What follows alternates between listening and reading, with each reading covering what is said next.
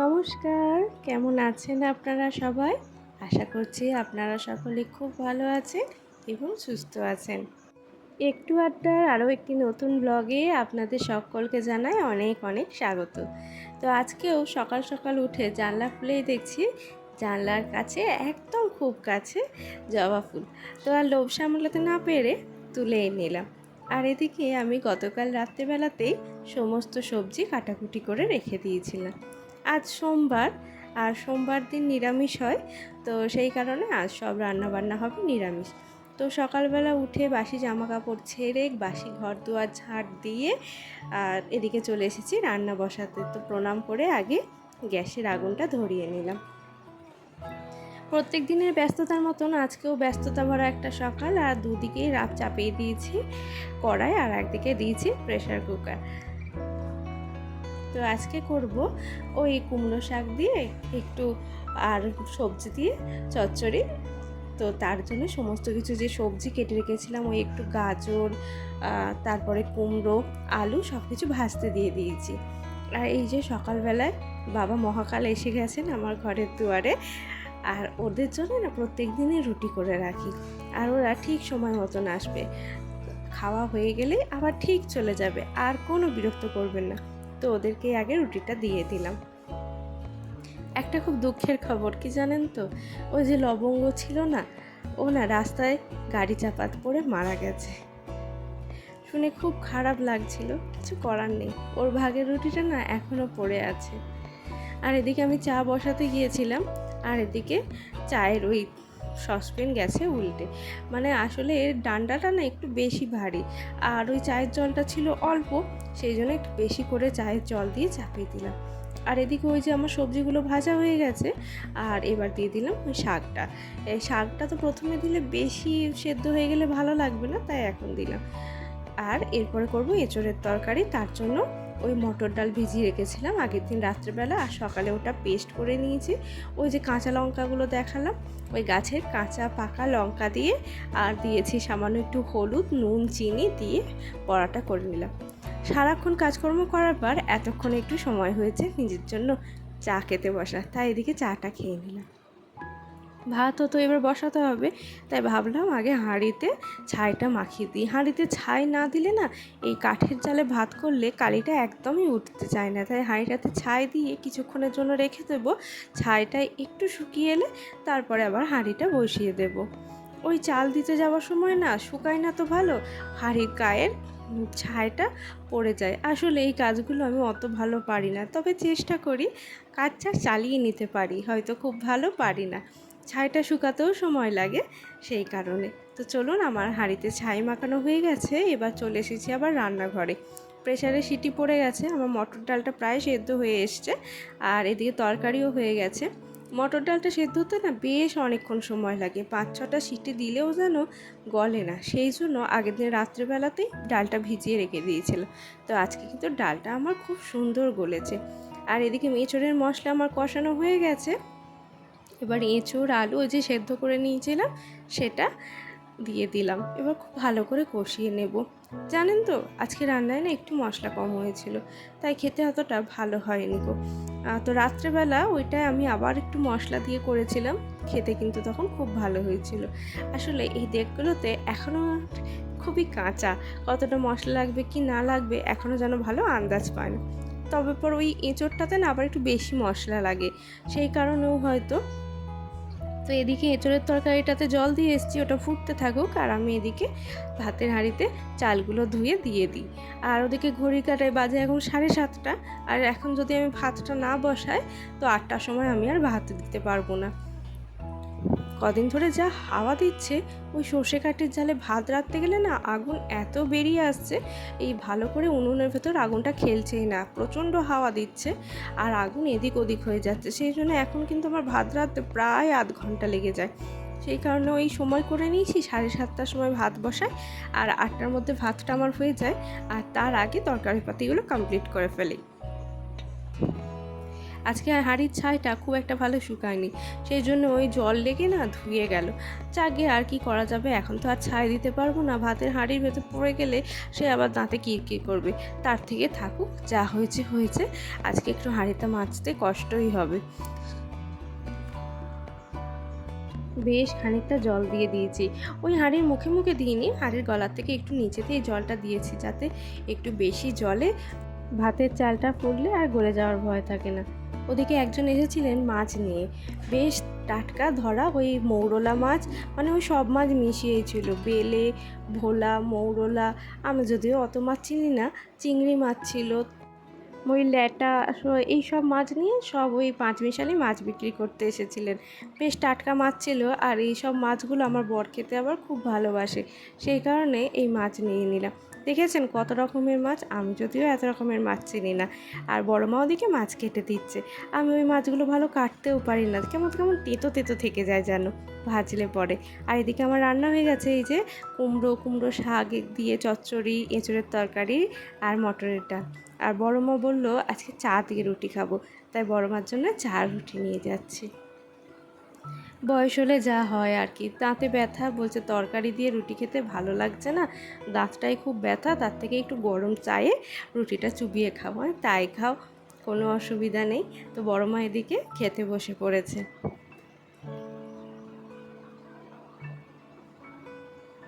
ওর ওদিকে বেরোনোর সময় হয়ে গেছে, তো চলুন যাই একবার রাস্তার দিকে দাঁড়িয়ে দিই। ওই যে এবার এখানটা চলে যাবে, ব্যাস, মানে ঘড়ির কাঁটায় বাজে এখন 8:30। 8:30টার সময় বেরিয়ে পড়ে। এরপর আমার ওই ঠাকুরঘর মোছামুছি যে কাজটা আছে সেটা আমি করে নেব। আর এই যে আজকে হবে ধান সিদ্ধ, তার জন্য দেখুন কি অবস্থা হয়ে আছে বারান্দা, ধানগুলো বারান্দাতেই লাটানো আছে। আর ওই যে সেদ্ধ হবে, ওই যে যমুনা পিসিও এসে গেছে, আর বাবা মিলে দুজন মিলে ধান সিদ্ধ করবে। যে হারে রোদ বেরিয়েছে, কি করে যে কি করবে ভগবানই তা জানে। যেহেতু আমিও বাড়িতে থাকবো না, তাই এক বোতল শরবত করে রেখেই দিয়েছি ফ্রিজে, যে তোমরা সময় মতন একটু করে খেয়ে নিও। এই দেখুন, ওই যে ধান সেদ্ধর উনুন, আর ওই যে ধান সেদ্ধ করার নৌকা। পুচু এদিকে ঘুরতে ঘুরতে দেখতে চলে এসছে, কারণ ও হচ্ছে বাড়ির সবার খবরটা রাখে, কে কোথায় কি করছে না করছে, ওর কাছে বাড়ির সব খবর থাকে। আর এত ভালোবাসে বাড়ির সবাই ওকে, আর ও কিন্তু সেই ভালোবাসাটা জয় করে নিয়েছে। তো এদিকে ওরা ধান সেদ্ধ বসাবে, আর আমারও ওদিকে দেরি হয়ে যাচ্ছে।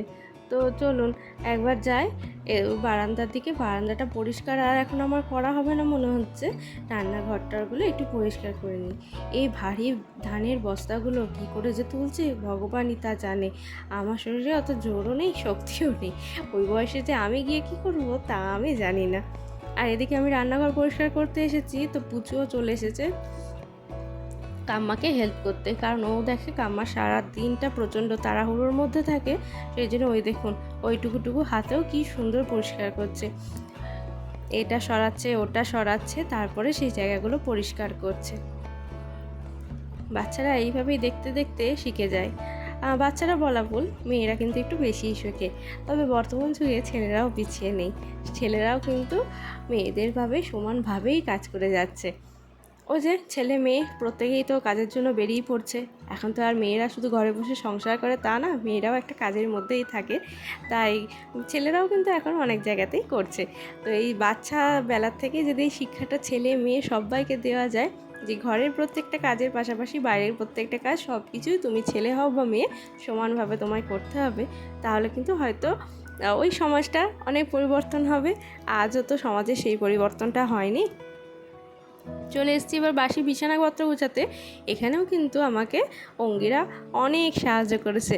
দেখুন বালিশ রেখে দেওয়া, এটা সরিয়ে দেওয়া, ও এইভাবে করতে থাকলে আমার কাজের একটু দেরি হয় বটে, কারণ আমি পরিষ্কার করে দিয়ে ওর হাতে দিতে হবে, ও সেগুলোকে রাখবে, ওকে দেখিয়ে দেখিয়ে করতে হবে, কিন্তু বেশ ভালো লাগে জানেন তো। তবে সময়ের মধ্যে তাড়াহুড়ো করে কমপ্লিট ঠিকই করে ফেলি। ওই দেখুন কত সুন্দরভাবে গুছিয়ে গাছিয়ে রেখে দিল। এরপর রাখবে ও পাশ বালিশগুলো, দেখুন বেশ সুন্দর করে রেখে দিল। এরপর আমাকে বলছে কাম্মা আমি বিছানাটা ঝাড়বো, কীভাবে চাদরটা টান টান করলো দেখলেন। ওর মা আমার কাছে এসে বলবে ভাস্বতী তোমার কাছেই ও যত কাজ করে, আমার কাছে কিন্তু কিচ্ছু করে না, আমার সমস্ত কাজ বরং বাড়িয়ে দেয়। এরকমই হয় না, মায়ের কাছে আমরা কত রকমের দুষ্টুমি করি, আর যেখানে আমাদের ভালো লাগে সেখানে গিয়ে আমরা কত কিছু করি। মানে বলতে চাইছি, ও তো এখন ছোট, ও মায়ের কাছে যখনই থাকে ওর মা একটু বেশি পড়তে বস বা বকাঝকা সব করে, আর আমরা তো হচ্ছি একদমই আদরে, বকাঝকা পড়তে বসা এসব কথাগুলো বললেও সেইভাবে বলি না। সেই জন্য মায়ের কাছ থেকে চলে এসে আমার পিছন পিছন কাজ করছে, দেখেছেন? প্রথমে ভাবছিলাম ঝাড়ুটা হয়তো ঠিক করে রাখতে পারবে না, তারপরে দেখলাম না, ঠিকঠাকভাবেই রেখেছে। আর এই কাজটাও কমপ্লিট করতে পারে ও যে কি খুশি হয়েছিল সেটা ওর মুখটা দেখলেই বোঝা যায়। দেখুন বিছানার এই ধারের চাদরটাও আবার সুন্দর করে রেখে দিল। দেখুন হাসিটা দেখেছেন, মিষ্টি হাসি। আর এদিকেও আমি যাই এবার ভাতটা নিয়ে আসি, আর ওই বড় মার ভাতটা থালায় বেড়ে দিই। বড় মা অনেকক্ষণই দাঁড়িয়ে আছে। বড় মা বলছে যে আমি এই বারান্দাটা পরিষ্কার করব, আমি তারপর যাবো, যে ঝাঁটা নিয়ে হাজার বলেও শুনবে না যে আমি পরে করে নেব। বড় মা বলছে না, তুই বেরোবি, আমি করে দিচ্ছি। এরপর এলে বড় মার থালায় আমি ভাতটা বেড়ে দেবো। এদিকে এত ধুলো ছিল যে ভাতের হাঁড়িটা আমি আর নিয়ে আসিনি, ওই উনুনের কাছেই রেখে দিয়েছিলাম। তাতে ওই ফ্যানটাও ঝরে গেছে ভালোভাবে বাইরে, কারণ খুব একটা ভালো করে তো এখনও ফ্যান ঝরাতে পারি না। ফ্যানটা ওই সানে পড়লে না বড্ড স্লিপ হয়ে যায়, সেই জন্য ওই উনুনের কাছে ফ্যানটা ঝরিয়ে নিয়েছিলাম। আর ওই বাসনপত্র যা হয়েছিল সেগুলো এবার একটু গোছ করে রেখে দিই। আর এই কাজেও অঙ্গিরা আমাকে কত সুন্দর হেল্প করছে দেখুন। মাঝে মাঝে ভাবি সকাল থেকে ওই ধরুন 6টার থেকে 8টার মধ্যে রান্নাবান্না কমপ্লিট করে ফেলি, আর তারপরের 1টা ঘন্টা জুড়ে এত কাজকর্ম কমপ্লিট হয়ে যায়। আর ভিডিওতে দেখতে গেলে এইটা মাত্র কয়েক মিনিটেরই ব্যাপার। আর মাঝে মাঝে ভাবি যে সত্যি যদি এত তাড়াহুড়ো করে কাজগুলো হয়ে যেত, ওই যখন ভিডিওটা স্পিড দিয়ে বাড়িয়ে দিই বা তাড়াহুড়ো করে দেখানোর করি, তখন মনে হয় যে এত সুন্দরভাবে কাজটা যদি এত তাড়াতাড়ি হয়ে যেত কি ভালো হতো, তাই না? ওই রোবটের মতন লাগে তখন নিজেকে। এই যে আজকে বড় মার ভাত এবার আমি বেড়ে দিচ্ছি, সব কিছু আমার হয়ে গেছে। এরপরে চলে যাব স্নানে। পুচু এত কাজ করছে দেখে ওই যে ওদিক থেকে বড় পিসি আর ছোটো কাকিমা দেখছে, বলছে ভালোই আছিস। বড় পিসি আবার ঘরে দেখতেও এলো যে পুচু কি কি কাজ করেছে। পুচু আবার ডাকছে যে এসো এসো দেখে যাও আমি কত কাজ করেছি। দেখুন এরপরে যে বললাম ঘরগুলো একবার মুছে নেব, তো চলে এসেছি ঘরগুলো মুছতে। ওই আমি মপে করেই মুছে নিই সকালবেলা, ওই তাড়াহুড়ো করে মুছে নিই। আর সপ্তাহের একটা দিন ভালো করে ওই ঘরের কোনা কাঞ্চিগুলো শ্যাম্পুর জল দিয়ে মুছে নিই, তাতে ঘরটা আমার পরিষ্কারই হয়ে যায়। তো দেখুন স্নান সেরে এসে পড়েছি, আর চুল টুল আজে সিঁদুর পরে এরপর চলে যাব পুজো করতে। স্নান করে আসার পর দেখি কপালে টিপটা আর নেই, তাই একটা টিপও পরে নিলাম। টিপটা না পরলে না মুখটা যেন কেমন কেমন একটা লাগে, মনে হয় যেন কি যেন একটা নেই। দেখুন এখন ঠিকঠাক লাগছে। চলে এসেছি ঠাকুরের কাছে, আগে পুজোটা করে নেব। আজ তো আবার সোমবার, পুজোটা করতেও বেশ খানিকটা সময় লেগে যায়, কারণ আজকে মহাদেবের অভিষেক করাই, যতটুকু সামর্থ্য হাতের কাছে যা কিছু পায় সেই সমস্ত কিছু করিয়ে ঠাকুরকে প্রসাদ দিয়ে আবার সিংহাসনটা একটু ভালো করে ধুয়ে মুছে পরিষ্কার করে তারপরে পুজোটা শেষ হয়। ওই ঘরে যা কিছু থাকে ওই ঘি মধু চন্দন ওই দিয়েই ভগবানের অভিষেক করিয়ে দিই। মন থেকে শুদ্ধভাবে করলে আপনি যেভাবেই ডাকুন না কেন ভগবান কিন্তু আপনার ডাকে সাড়া দেবে। আর এই মনের শুদ্ধতাটাই হচ্ছে সবচেয়ে বড় শুদ্ধতা, আর এটাই কিন্তু আমি মনে প্রাণে বিশ্বাস করি।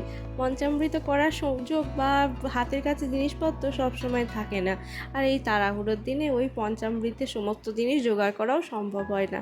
যেহেতু এখন মা বাড়িতে নেই, সেই জন্য একা হাতে আমাকেই করতে হচ্ছে। মা থাকলে অনেক কিছু জোগাড় যন্ত্র করে রাখে, আমার আর সেই সময় হয় না। আমি ওই ভক্তি ভরে ভগবানকে স্মরণ করি, আর নিজে যতটুকু পারি সেইভাবেই কিন্তু পুজোটা করার চেষ্টা করি। ওই যে একটাই মাত্র বিশ্বাস, ভক্তি। আর এই কথাতেই আছে না, মন চাঙ্গা তো কাঠের গঙ্গা, তো ব্যাপারটা হচ্ছে অনেকটা সেই রকমই। ঠাকুরকে মনের মতন করে সাজিয়ে দিই যাতে চোখটা মানে চোখ জুড়ে শুধু ঠাকুরকেই দেখতে ইচ্ছা হয়। ওনার মন থেকে তখন কী যে একটা ভালো লাগা আর শান্তি অনুভব হয়, সেটা না বলে বোঝাতে পারবো না। যারা পুজো আর্চা করেন, সকালটা ওই ধ্যান জ্ঞানের মাধ্যমে শুরু করেন, তারা কিন্তু এই জিনিসটা খুব ভালো বুঝবেন। ঠাকুর ঘরটাতে ওই ধূপ ধুনো চন্দন ফুলের সুবাসে সুগন্ধে যে এত ভালো লাগে, মনে হয় যেন স্বর্গে আছি। আমাদের কাছে স্বর্গ মানেই তো একটা বিরাট জায়গা, সেখানে আমরা কত কিছুই না কল্পনা করি। ওই কল্পনা থেকেই মনে হয় আমরা যেন সত্যিই স্বর্গে আছি। আর ওই দেখুন, পুজো আমার পাশে বসে বসে সব কিছু দেখছে, শিখছে। আবার মাঝে মাঝে বলছে যে তুমি এটা ভুল করছো, এটা এইভাবে করো। মানে ওর মা আর কি যেভাবে করে সেটাও তো ও দেখে, ও সেইভাবে বলছে আমাকে যে তোমার এটা দেখো। তো দেখুন তো কেমন সাজানো হয়েছে। ওদিকে কেমন ধান সেদ্ধ হচ্ছে, কতদূর হচ্ছে দেখে আসি। এদিকে এসে দেখি বাবা তিলটাও রোদে দিয়ে দিয়েছে।